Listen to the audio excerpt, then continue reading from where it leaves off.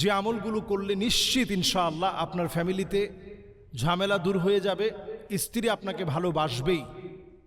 এর মধ্যে একটি হচ্ছে, সে যখন কথা বলবে আপনি কথাগুলো শুনবেন এবং তাকে আপনি কোনোভাবে আনা নিজের জন্য সব তার জন্য দিয়ে দিবেন এমন যেন না হয়, কিছু তার জন্য আপনি দিবেন।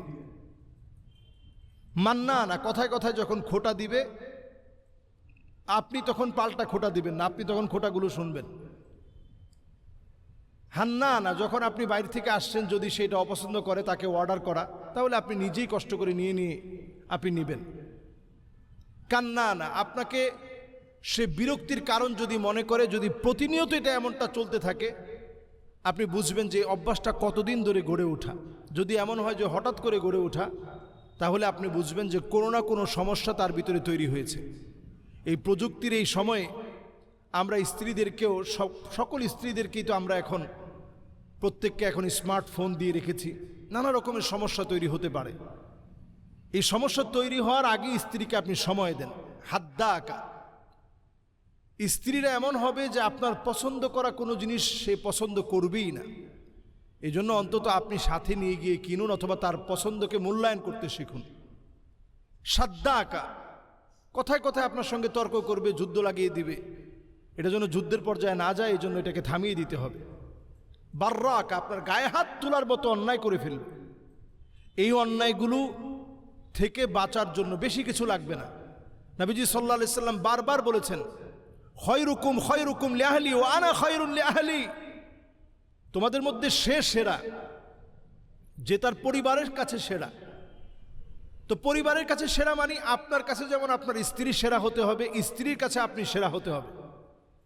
আপনার চোখে স্ত্রী যেন সবচেয়ে সুন্দরী হয়, আপনি যেন স্ত্রীর ভূয়সী প্রশংসা করেন, স্ত্রী যেন আপনার জন্য সেজে গুজে থাকে, স্ত্রী যেন প্রতিদিন আপনার দোষ ত্রুটি খুঁজে না বেড়ায়, স্ত্রী যেন আপনাকে মহাব্বতের সুরে, ভালোবাসার সুরে ডাকে। আপনি স্ত্রীদেরকে সবসময় আপনি বলবেন যে আমি তোরে ছেড়ে দেব, তোর সাথে আমার সংসার হবে না, কি করে এই সংসারের ভিতরে সুখ আসবে? নবীজি প্রায় বলতেন, আনা লা উতাল্লিক, আমি নবী কখনো তোমাদেরকে তালাক দেব না।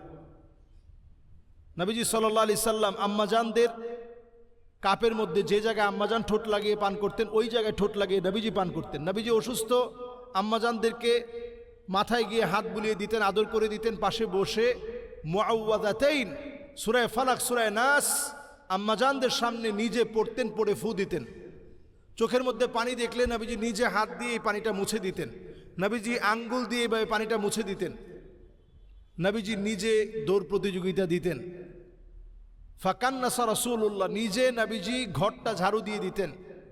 নবীজি সাল্লাল্লাহু আলাইহি সাল্লাম মহাব্বত আর ভালোবেসে স্ত্রীদেরকে, নবীজির এখানে একটা ছুরি থাকতো, ওই ছুরিটা দিয়ে নবীজি সাল্লাল্লাহু আলাইহি সাল্লাম, তরবারি তো না, ছোট্ট ছুরি আর কি, এটা এখনও ইয়ামিনীরা এখানে ইউজ করে, আরও বিভিন্ন দেশে দেখবেন এখানে ছোট্ট একটা ছুরি ইউজ করে।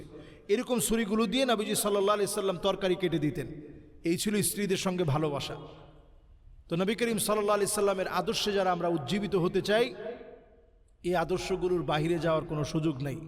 এই সুন্নাহগুলো মানলেই, যেগুলো বললাম, মাঝে মাঝে আপনি ঘরটা ঝাড়ু দিবেন, কাপড়টা ধৌত করবেন, আগে এসে ঘরের মধ্যে আপনি সালাম দিবেন, স্ত্রীর সাথে কুশলাদি বিনিময় করবেন, স্ত্রী আপনি যাওয়ার আগে সেজে গুজে থাকবে, এবং স্ত্রী যেখান থেকে, যে পাত্র থেকে পান করে ওখান থেকে আপনি পান করবেন, ওই পাত্র থেকে আপনি খাওয়ার চেষ্টা করবেন।